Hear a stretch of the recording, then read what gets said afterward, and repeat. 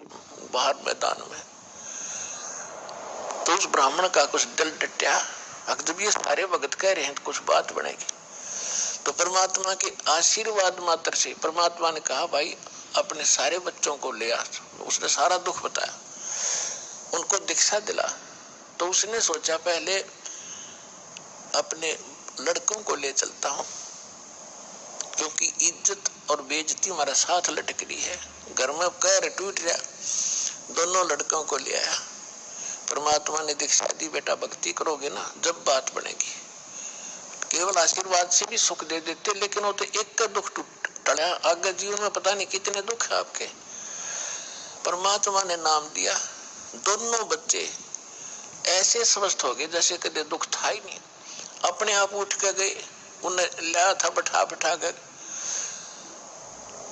तो उनको एकदम खुशी की लहर आ गई। फिर अपनी बेटियों को, पत्नी को, सबको नाम दिलाया। परमात्मा के आशीर्वाद से सब ठीक हो गए, स्वस्थ हो गए कुछ ही दिनों में। और फिर घर का काम भी उसका बहुत अच्छा चलने लगा। अब वो जहां भी जिसने मिला उसी को कहे कि भगवान आए हैं, चलो वहां पर परमात्मा आ रहे हैं। जुलाहों की कॉलोनी में भगवान उतर रहे हैं, पर उसकी कौन सुना ब्राह्मण। तो पुण्यात्माओं, एक समय एक सर्वानंद नाम के ब्राह्मण थे, और उसने चारों वेदों, 18 पुराणों, गीता, इन सभी को कंठस्थ याद कर रखा था। और उसने अपने वक्त के सभी ब्राह्मणों को, सभी विद्वानों को शास्त्रार्थ में पराजित कर दिया। तो उसके मन में एक धारणा आई कि मैं अपना नाम सर्वानंद की जगह सर्वाजीत रखवाऊंगा, अपनी मां से कहता हूं। उसने सभी को हरा दिया। उधर से वो ये विचार कर रहा था। दूसरी ओर क्या हुआ कि उसकी माता, जो सर्वानंद की माता जी थी, उसका नाम शारदा था, ब्राह्मणी, और वो भी ऐसे ही अपने प्रारब्ध के कर्म को भोग रही थी।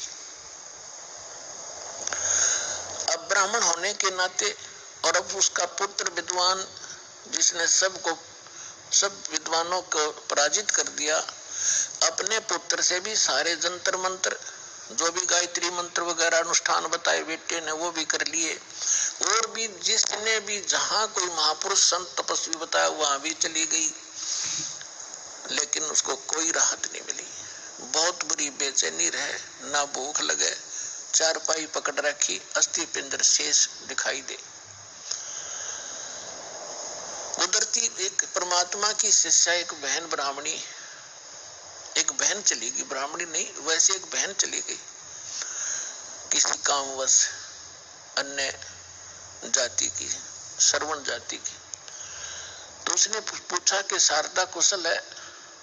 उसने चारपाई पे पड़ी पड़ी ने देखा और कहा, बहन कहाँ कुशल हूँ, अंतिम सांस गिन रही हूँ, बहुत परेशान हूँ, काफी वर्षों से असाध्य रोग से पीड़ित हूँ।